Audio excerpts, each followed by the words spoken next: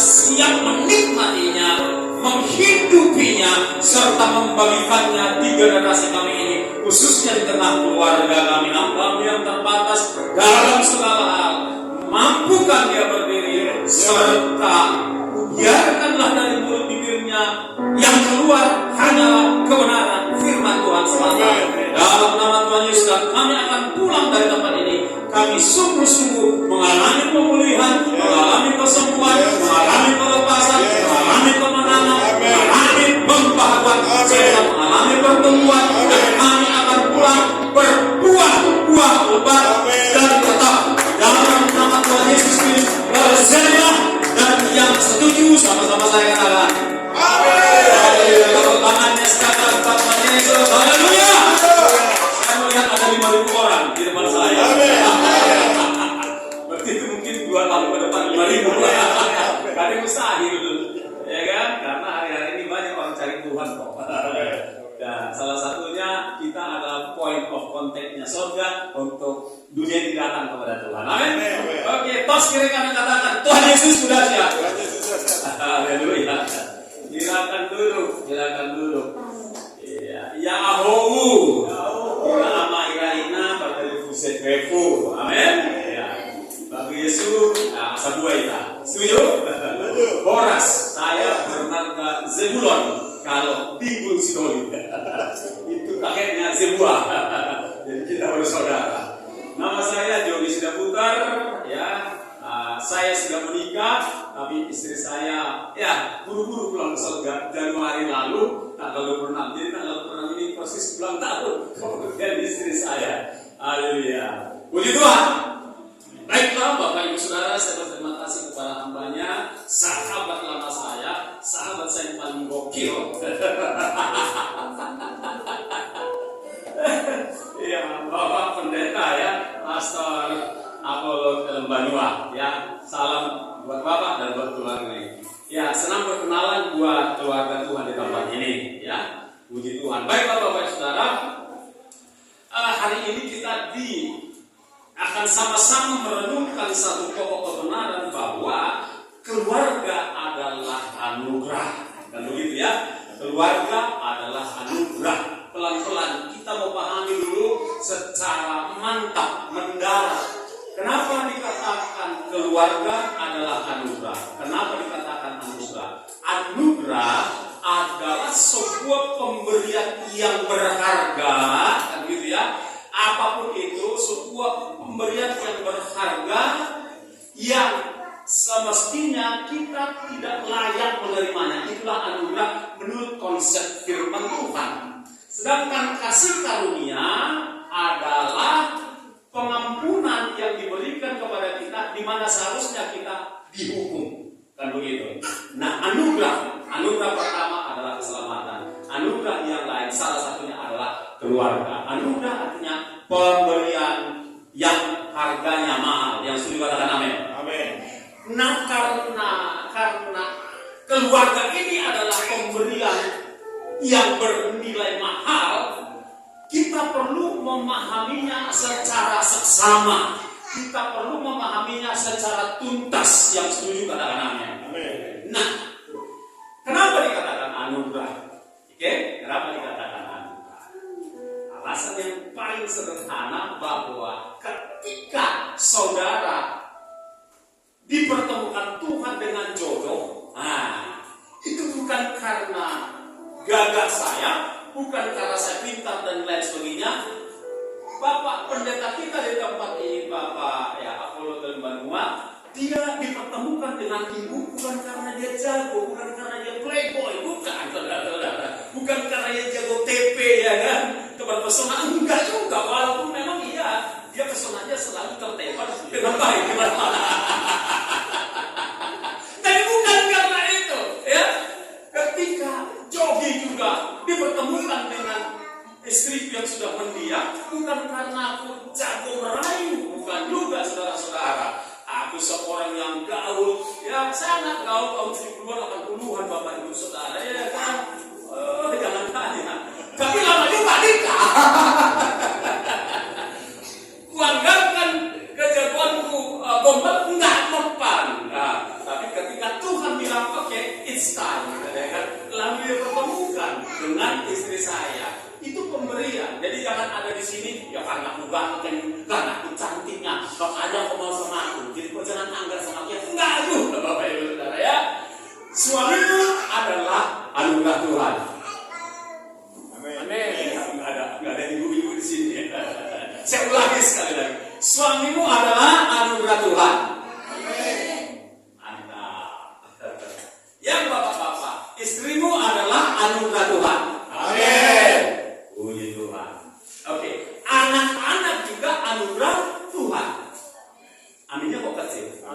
saya ingin buktikan, saya belum punya anak sampai hari ini, tetapi selama pelayanan saya hitung-hitung sudah ada 5 sampai 6 keluarga yang lama menantikan anak.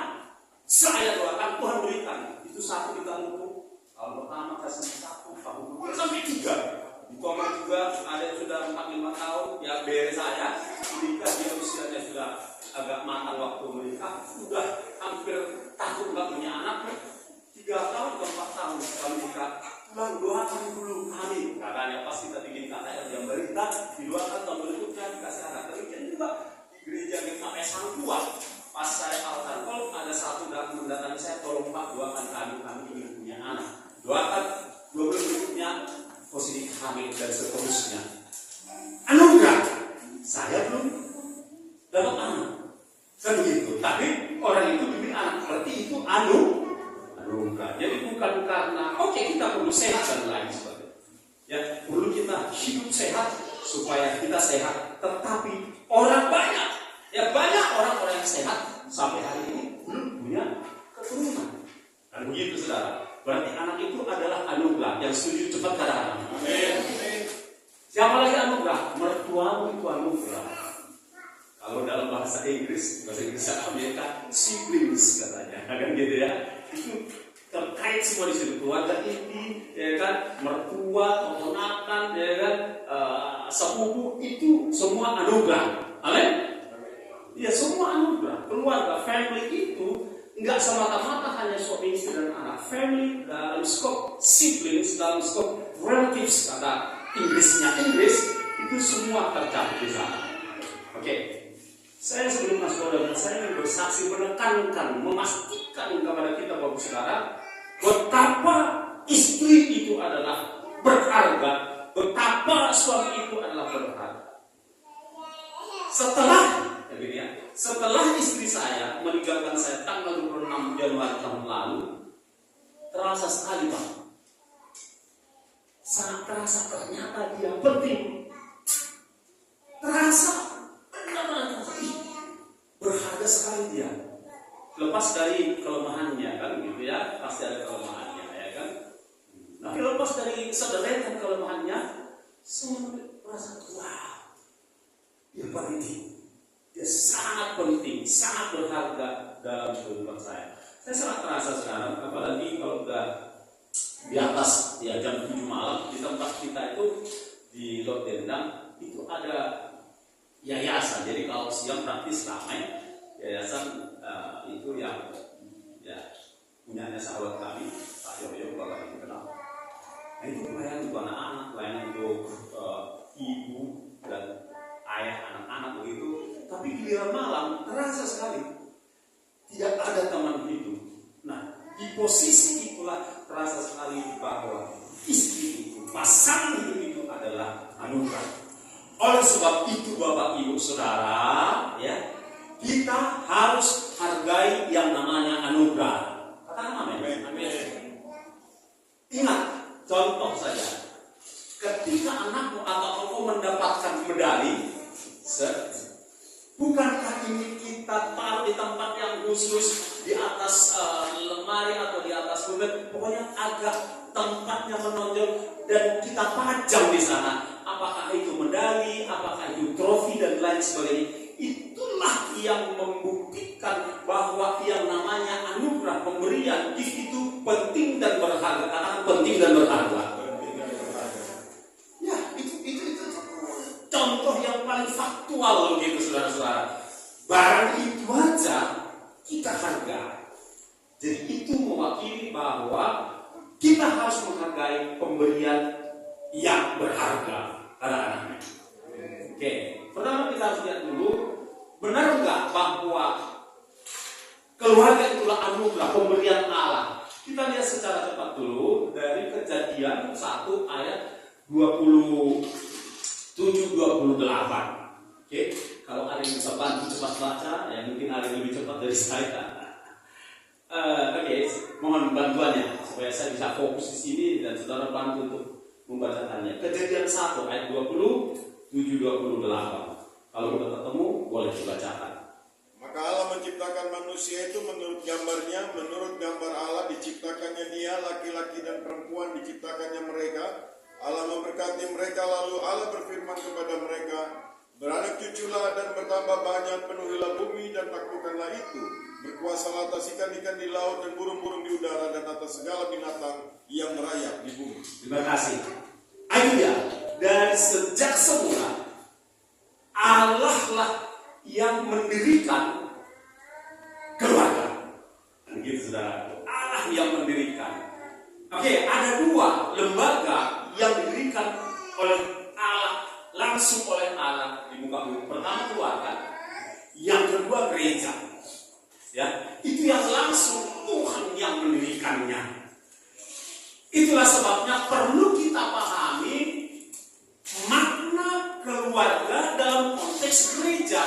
Itu ada hubungannya Bapak Ibu Saudara. Ketika kita nanti akan melihat how we maintain, how we guard the family, bagaimana kita menjaga, merawat keluarga itu ada hubungannya dengan gereja. Jawabannya sederhana. Keluarga yang sehat membuat gereja sehat. Katakan amin. Gereja yang sehat membuat masyarakat yang sehat. Katakan amin. Masyarakat yang sehat membuat bangsa negara sehat. Itu dia kaitannya Bapak. Jadi kita mulai dari keluarga, karena kemudian gereja terdiri dari keluarga-keluarga. Dan gereja diharapkan oleh Allah adalah gereja yang sehat, yang terdiri dari keluarga-keluarga yang sehat. Itulah sebabnya kita sangat berharap Bapak Ibu Saudara, lewat firman Tuhan ini, lewat ibadah ini, ada keluarga-keluarga yang dibangun kembali, yang mengalami pemulihan, yang mengalami kelepasan, yang mengalami kesembuhan, yang mengalami berkat-berkat Allah. Yang mau katakan amin? Ya, Bapak Ibu Saudara, kalau ya setiap firman Tuhan itu adalah kebenaran, langsung diaminkan, jangan dibiarkan berlalu. Amin. Amin itu ibarat menangkap. Jadi ada makanan atau berkat atau apapun yang berharga lewat dari depan kita tangkap. Itulah amin. Oleh sebab itu setiap firman Tuhan, karena firman Tuhan ini adalah diri Allah sendiri, maka ketika ini disampaikan kepada saudara, saudara langsung tangkap bagaikan cicak. Kalau lihat lalat ini, gini saudara-saudara ya, jangan dibiarkan lewat. Baik, yang kedua kita lihat Bapak Ibu Saudara, Mazmur 127, mohon lagi bantuannya Pak. Ayat yang pertama, apa dikatakan di sana? Mazmur 127 ayat 1. Dan nanti kita buka Mazmur 123. Silakan Pak, mohon bantuan. Jikalau bukan Tuhan yang membangun rumah, sia-sialah usaha orang yang membangunnya. Jikalau bukan Tuhan yang mengawal kota, sia-sialah pengawal berjaga-jaga. Iya, jadi jikalau bukan Tuhan yang membangun rumah tangga, artinya Tuhan rupanya yang membangun rumah tangga. Ya kan? Tuhan yang membangun rumah tangga. Lalu kita lihat Bapak Saudara, dampak ya, seperti apa keluarga yang mengikuti ya, yang mengikuti kehendak Tuhan. Kita lihat dari Mazmur 133. Keluarga yang diberkati itu seperti apa dan karena apa? Mohon bantuan sekali. 133 1 2 3. Saya kira ini kita baca sama-sama semua ya, supaya semua aktif Bapak Ibu Saudara. Mazmur 133 ayat 1 hingga yang ketiga. Semua saya tunggu, kita tunggu sampai semua siap. Sampai semua mendapatkan Alkitabnya. Semua tanpa kecuali. Oke? Mazmur 133 ayat 1, 2 dan 3. 1, 2, ya. Masih kurang mantap, masih terseok-seok. Harus mantap ya. Sekali lagi, 1, 2, ya. Sungguh alangkah baiknya dan indahnya apabila saudara-saudara diam bersama dengan rukun, seperti bina yang baik dan semalam yang melelehkan Tuhan dan melelehkan seperti embun gunung Hermon yang menyentuh ke atas gunung Sion. Sebab saudara Tuhan memerintahkan berkati demi umatku selama-lamanya. Katakan amin. Amin.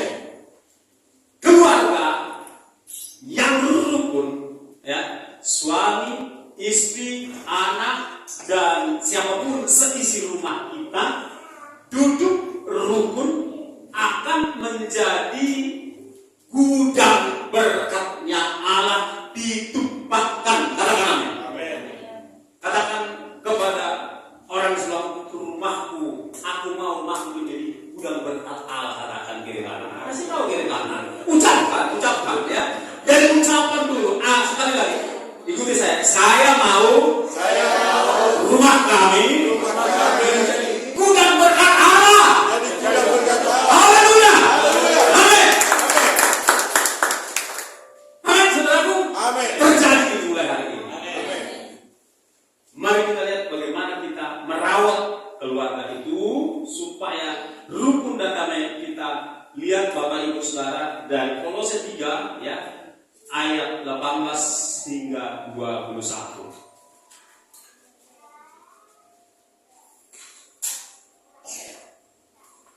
Oke, ini dia. Sebelum kita telaah, sebelum kita simak ayat demi ayat, kebenaran demi kebenaran, Bapak Ibu Saudara, kita melihat di sini paling tidak ada 3 pihak, ya. Ada pihak keempat, itu pembantu, asisten rumah tangga, ya. Jadi kalau sudah perhatikan dari hubungan antara anggota rumah tangga di dalam Kolose ini ada 4. 1 suami, yang kedua istri, yang ketiga anak, dan yang ketiga hamba atau asisten. Amin, saudara-saudara. Saya akan bacakan buat kita Bapak Ibu Saudara. Inilah caranya kita merawat keluarga, menjaga keluarga yang adalah pemberian Tuhan itu supaya menjadi gudang berkatnya Allah. Haleluya. Amin, saudaraku. Dikatakan, hai istri-istri, tunduklah kepada suamimu sebagaimana seharusnya di dalam Tuhan. Saudara perhatikan, kenapa yang pertama itu kepada istri? Itu artinya bahwa istri mendapat kehormatan, tempat dan terhormat tersendiri di hadapan Tuhan. Yang setuju katakan amin. Ada privilege, ya. Pesan itu terlebih dahulu disampaikan kepada istri. Jangan berpikir yang lain. Ya, mungkin ada yang berpikir, ya iyalah istri dulu, karena istri begini begono, katakan enggak. Kalau saya melihat, karena istri adalah ya bagian yang terpenting dalam sebuah rumah tangga, dalam perkawinan, maka kepada istrilah diberikan pesan itu diutamakan. Sama seperti ini, saya ambil analoginya Bapak Saudara, ketika pesan tentang kelahiran Yesus ke dunia ini, kepada siapa pertama disampaikan? Kepada gembala-gembala. Gembala-gembala mendapat tempat terhormat di hadapan Tuhan. Dalam konteks rumah tangga, istri-istri mendapat tempat tersendiri, tempat terhormat di pemandangan Tuhan. Yang setuju katakan amin. Yang bersama istrinya di sini boleh pandang dulu istri. Ayo, pandang istrinya, kalau nggak duduk bareng, pandang aja. Say halo, ya kasih ada ini ya, katakan dengan tulus, I love you man. Terserah mau panggilnya Hani, I love you Han, ya kan? Ya, katakan dengan tulus, ya kan? Katakan kepada istrimu atau chat sekarang, ya. Bapak masih kasih banget. Chat sekarang, Mam, kamu berharga di mataku. Iya, mungkin udah lama nggak disampaikan. Ya terakhir kali waktu pacaran kan. Udah pernikahan sekian tahun udah lupa ucapan karena sebutan ABC alasan. Haleluya. Ya betul, istriku sangat, ya dia seorang yang harus kita hormati. Ya, yang harus kita hormati.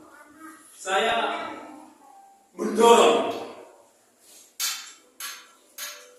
bapak-bapak, ya, apakah engkau orang Batak, apakah engkau orang Nias, budaya kita mirip-mirip, ya. Mari bapak-bapak, ya, biasakan, ya, sendok nasi untuk istrimu. Biasakan tuang air minum ketika memakan buat istrimu. Kok diam aja? Haleluya. Amin. Ini budaya nenek moyang yang nggak sehat harus dikikis dan dibuang. Ya, kita mau budayanya surga, budayanya dari Tuhan. Bahwa kita harus menghormati istri kita. Amin. Kan nggak fair Pak. Dia yang belanja, betul? Dengan pakai daster bau demi, kan gitu kan? Kan peduli dia kalau penampilannya ke pasar kan, atau pakai celana pendek, pakai celana ponggol gitu kan? Dia belanja ikan di sana, bobok habis segala macam. Dia belanja tomat, cabai semuanya. Dia pula yang masak, ya kan? Tapi istri yang masak. Dia yang mencuci piring, dia yang menyajikan ke meja, dia pula yang sendok ke piring suaminya. Terlalu itu. Apalah salahnya? Hei, kau bapak, orang Batak, orang Nias, semuanya. Biasakan sendok nasi ke piring istrimu sebagai wujud penghormatanmu kepada dia. Biasakan tuang air minum ke gelas istrimu. Yang setuju katakan amin. Masa itu aja tak bisa, saudara-saudara? Emang istri itu pembantu? Bukan. Dia bukan pembantu. Dialah penolong itu posisi terhormat. Dia adalah penolong yang Tuhan sajikan, Tuhan siapkan bagi kita. Kami mengembangkan. Misalnya istrinya anak yang pertama katakanlah si Uli kan, balik dahani ini nasi. Uli, mak atau mak itulah, mak, ini cuci tangan, mak mana celanaku, mak mana sepatuku, mak mana sendok. Ya benar kali, nggak perasaan gitu loh. Semua dari A sampai Z istri yang menyajikan, itu nggak betul. Diukur dari logika mana pun itu nggak betul. Oleh sebab itu, mari kita beri penghargaan, penghormatan ya, penghargaan dan penghormatan kepada istri kita yang sudah katakan amin. Ya dengan cara itulah kita merawat rumah tangga. Kan gitu saudara. Dengan cara itulah kita merawat. Itu salah satu bentuk. Ya, ini perlu diterapkan. Ya bukan soal I love you, gampang kalau bilang itu. Tapi I love you-nya tunjukkan dalam bentuk perbuatan. Kasih perhatian. Kadang-kadang istri itu kok cuma begini kan aja, apa ini Pak? Besarkan dia. Kalau begini kan ini harus bagus-bagus ini. Nah, biarkan istri kita cuma langgang mencetak alisnya gitu, mencetak lipstiknya. Biarkan, ya kan? Ya kan kita udah selesai kan, kami laki-laki ini kan gampang kalau mau pesta misalnya kan mandi pakai celana praktis gitu, sisir rambut udah. Nah begitu kami selesai kami tinggal Tadi istri yang sarapan kamu, tapi giliran udah selesai kamu berpakaian kamu tinggal klaksonmu, buat istri panik. Di sini tidak ada seperti itu. Amin. Haleluya. Oke. Itu dia. Yang kedua, kita lihat ayat yang ke-9. Hai suami-suami, itu udah tadi ya, kasih istrimu ya. Oh ya, hai istri-istri, tunduklah, kita akan di sini lagi. Tunduklah kepada suamimu sebagaimana seharusnya di dalam Tuhan. Nah, ada kalanya suami kurang tunduk kepada suami karena satu dan lain faktor. Bisa karena penghasilannya kecil, saudara-saudara, jadi istri kurang hormat kepada suami, ya. Nah, istri-istri walaupun suamimu kurang dalam banyak hal, saudara-saudara, hormatilah dia. Kalau mau merepet, nantilah di kamar. Ketika di depan umum, jangan pernah permalukan suami. Yang setuju katakan amin. Jangan pernah ngomong kasar kepada suami di depan umum. Nanti kalau udah di momen mau dimulai adu argumentasi, silakanlah, kan begitu, saudara-saudara. Itu salah satu cara kita menghormati suami. Tunduklah. Jadi bukan suami yang minta istri tunduk, tapi Allah yang minta istri tunduklah kepada suami. Ya, guys, sindiran klise mengatakan tanduk, kalau gitu enggak. Tidak ada di sini yang mau tunduk suami. Semuanya tunduk karena enak ketika istri itu tunduk gitu kan. Suami lagi ngomong gitu kan, bisa ada tamu, suami lagi ngomong, istrinya senyum, nggak ikut nimbrung gitu kan, lebih pintar dari suaminya. Nah, itu salah satu kita cara menghormati suami bapak. Ya, bukan bapak ibu, tapi ibu yang dikasih itu kan. Ya, kita hormati. Sekalipun ada kekurangannya di sana sini, tetap kita hormati dia. Karena dengan cara itulah kita memberi energi kepada dia sehingga dia merasa pede, tidak dikerdilkan, saudara-saudara. Dia tidak merasa dikerdilkan. Nah, ini penting. Yang berikutnya kita lihat ayat yang ke-20. Yang ke-20 dikatakan di sini, hai anak-anak, taatilah orang tuamu dalam segala hal. Ya, anak-anak juga menjadi potensi untuk membangun keluarga, saudara-saudara. Anak-anak punya andil yang positif, ya. Ketika anak-anak itu taat kepada ayah dan ibunya, ya. Anak-anak kami, lihat sini, dengar sini.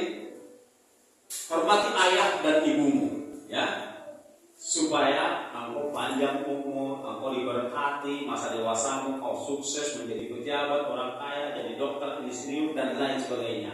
Anak-anak kami yang setuju, katakan amin. Gitu. Jadi harus tunduk kepada ayah dan ibu, ya. Ketika dipanggil, hentikan dulu game permainanmu di handphonemu itu, ya. Ketika ayah bilang minta sesuatu, jangan begini, jangan itu, taati saja, karena itu baik adanya, ya. Karena banyak anak sekarang bapak sudah susah sekali diatur, ini berat, ya. Saya memang tidak punya anak, tapi saya menyaksikan di depan mata saya, di tengah keluarga besar kami, ada anak-anak itu yang susah sekali diatur sekarang. Tentu saja pengaruh gadget itu berat, pengaruh handphone, ya. Karena bukan anak-anak saja yang menjadi addicted, yang menjadi tak peduli orang di sekitarnya, orang tua juga demikian. Orang tua yang sudah punya kendali pengendalian diri pun masih bisa kesedot, terkontrol, dihipnotis oleh handphone. Apalagi anak-anak. Membuat anak-anak ini sulit diatur. Coba saja anak-anak kalau udah diberi handphone, anak-anak usia 2 tahun atau 3 tahun, ambil handphone dari tangannya, dia akan meronta-ronta, dia akan memberontak. Jadi mari kita sadari, nggak semuanya barang modern ini, teknologi canggih ini, tidak semuanya membangun kalau dipakai secara berlebihan. Ini kita harus waspada. Apalagi kalau saudara perhatikan fenomena dari generasi Z, wah berat sekali, ya, berat sekali. Jadi kita nih sedang mendarat kepada persoalan yang real di tengah keluarga untuk kita handle, untuk kita atasi supaya keluarga yang adalah anugerah itu bisa sehat, Bapak Ibu Saudara.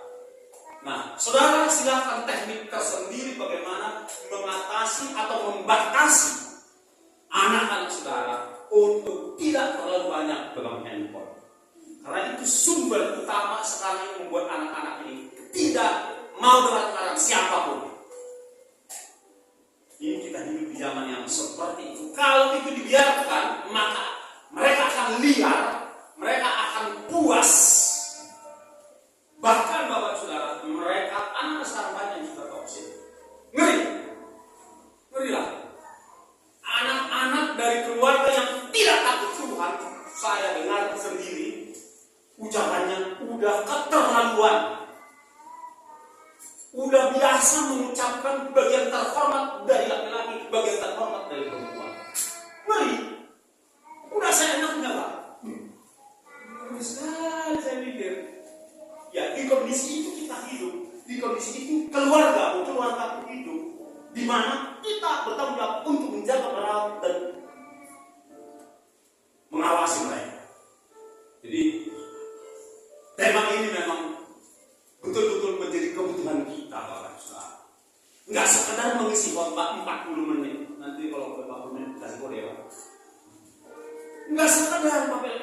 penting di tengah zaman ini. Firman Tuhan sudah mengatakan, gunakanlah waktu yang ada, sebab hari-hari ini adalah jahat betul. Kalau di zamanmu banjir air, kalau di zaman sekarang banjir informasi yang bagus. Banyak informasi yang bagus di TikTok, di YouTube, di handphone banyak. Seiring dengan itu yang busuk banyak. Jadi banjir. Ketika orang nanti hanyut laut dengan banjirnya informasi ini, tiba-tiba pengangkatan terjadi. Kalau dulu banjirnya air, sekarang banjirnya informasi. So we have to be careful. Kita harus sungguh-sungguh waspada Bapak Ibu, nggak main-main zaman ini. Nah, anak-anak kami yang dikasih oleh Tuhan, ya tentu saja saya percaya gereja ini ada pelayanan anak-anak, begitu ya. Tapi pada kesempatan ini izinkan saya menyampaikan kepada anak-anak kita bahwa anak-anak kita harus taat kepada orang tua. Tetapi jangan berharap anakmu taat kepada engkau. Kau bilang jangan merokok kau Rudi, tapi kau sendiri merokok. Diam-diam di belakang kita bilangnya peraya. Serius. Jangan main handphone aja, kita sendiri main handphone sampai menunggu juga. Shalom. Shalom. Itu Bapak Saudara, ya. Jadi kita harus menjadi teladan di hadapan mereka. Supaya mereka taat. Kalau kita benar-benar teladan, Bapak Saudara, mereka akan taat dengan omongan kita. Tetapi kalau kita pelanggar norma, pelanggar etiket, pelanggar firman, maka anak-anak itu akan menegur kita. Haleluya. Nah, saudara yang dikasih oleh Tuhan Yesus Kristus. Pertama tadi ada nasihat buat istri. Yang kedua ada nasihat buat kaum bapak. Yang ketiga ada nasihat buat anak-anak. Dan yang terakhir ada satu. Hai, ya. Oke, untuk bapak-bapak ada nih yang ada satu. Hai bapak-bapak, janganlah sakiti hati anakmu. Ya. Jangan sakiti hati anakmu supaya jangan tawar hatinya. Itu dia. Jadi kalau anak-anak taat, orang tua, baik ayah maupun ibu, mari kita jangan pernah menyakiti hati mereka. Jangan kita mengucapkan kata-kata yang sembarangan dan yang sia-sia. Karena apa yang kita ucapkan bisa melukai mereka, atau apa yang kita ucapkan itu bisa berbalik kepada kita. Ya, kita ucapkan misalnya bodoh kali, jadi dia bodoh. Saya baca sebuah artikel bahwa Hitler menjadi ganas begitu rupa dan akhirnya membunuh sekian juta orang Yahudi. Karena suatu kali di kelas gurunya lihat dia punya, kan disuruh menggambar nih ceritanya. Gurunya bilang gambarmu jelek. Sejak itu dia terluka. Dan masa dewasanya dia, lukanya begitu membara dan akhirnya melakukan genosida, pembunuhan. Jangan pernah ucapkan kata-kata bully kepada anak-anak. Ya, kalau dia bandel, jangan bandel kali kau. Kalau dia bodoh kali, jangan. Harus ditahan itu kata-kata negatif. Jangan pernah ucapkan dengan penuh, ya, kesabaran, panjang sabar untuk membina mereka, mengajak mereka ngomong pelan-pelan. Harus menyampaikan firman Tuhan. Biasakan firman Tuhan saja. Kalau saudara perhatikan ini, di dalam Keluaran 6 ayat 6 sampai 9 itu adalah skema pengajaran keluarga di masyarakat Yahudi atau Israel. Itu dia. Ucapkan, perkatakanlah firman Tuhan itu siang malam, ketika duduk, ketika berdiri, ketika berbincang, ketika dalam perjalanan, dan seterusnya. Dan itu menjadi budaya bagi bangsa Israel, membuat Sadrak, Mesak, Abednego, dan Daniel itu menjadi orang sukses di perantauan. Karena itu sudah menjadi budaya mereka, Bapak Ibu Saudara. Oleh sebab itu kepada anak-anak kita juga ucapkanlah firman Tuhan kepada mereka. Orang tua bertanggung jawab untuk menghafal, ya, memahami ayat-ayat dalam Amsal. Karena di situ adalah petuah-petuah, nasihat-nasihat untuk anak-anak. Ketika firman Tuhan yang saudara ucapkan, maka firman Tuhan itu akan menerobos jiwa anak-anak itu, ya. 2 Korintus 4 ayat 10 dikatakan demikian, bahwa firman Tuhan itu akan menerobos benteng yang ada dalam pikirannya, cepat atau lambat. Jangan pernah bully mereka. Contoh ini, contoh yang agak lucu, ya. Suatu ucapan orang tua itu bisa berbalik kepada kita. Suatu kali gini, ditomong. Ada anak yang mandi di danau itu dari pagi hingga menjelang sore, kan begitu. Nah, ibunya jualan di toko-toko sebelah itu. Jadi dia udah pulang, udah hitam mukanya, udah pucat pipinya. Mak, dari mana aja kau, katanya? Baby, katanya, maaf. Baby kau, itu baby kau. Mana aja kamu? Mana kalau hanya kau baby? Itu sembarangan ngomong. Tahu apa dibilang ulama? Gua mampu berbagi aku, katanya. Jadi apa kok? Lo mau nyabut? Karena masih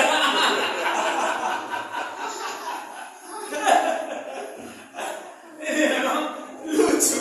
Tapi poinnya adalah, ya, ucapan kita kepada anak-anak itu akan berbagi kepada kita, saudara-saudara.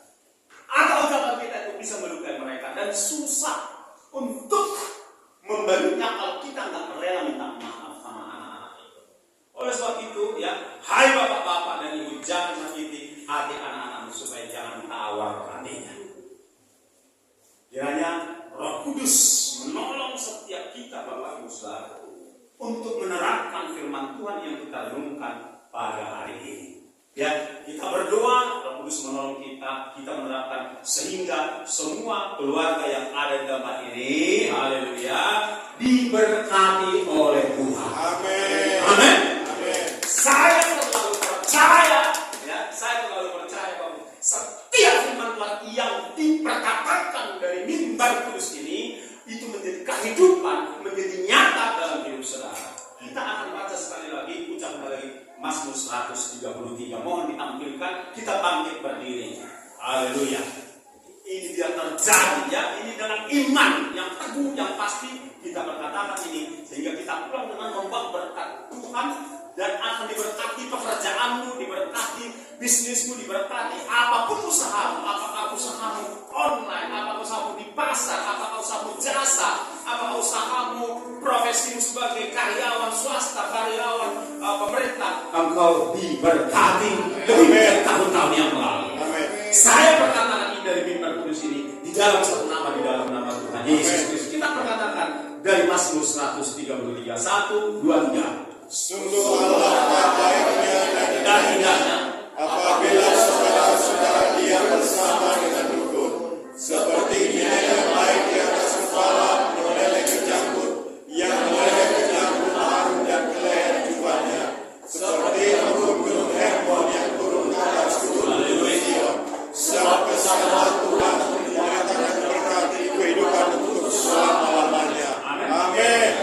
Dengan iman tadahkan tanganmu, oke? Tadahkan tangan. Ayo semua. Tadahkan tanganmu kepada Sang Jehovah Jireh. Ada dua tangan yang tak kelihatan, tangan yang berlubang paku itu yang sedang memberkati kedua tangan. Amin. Angkat tangan. Ikuti. Kita berdoa bersama-sama, katakan, Bapa dalam sorga, Bapa dalam surga, inilah kedua tanganku. inilah kedua tanganku.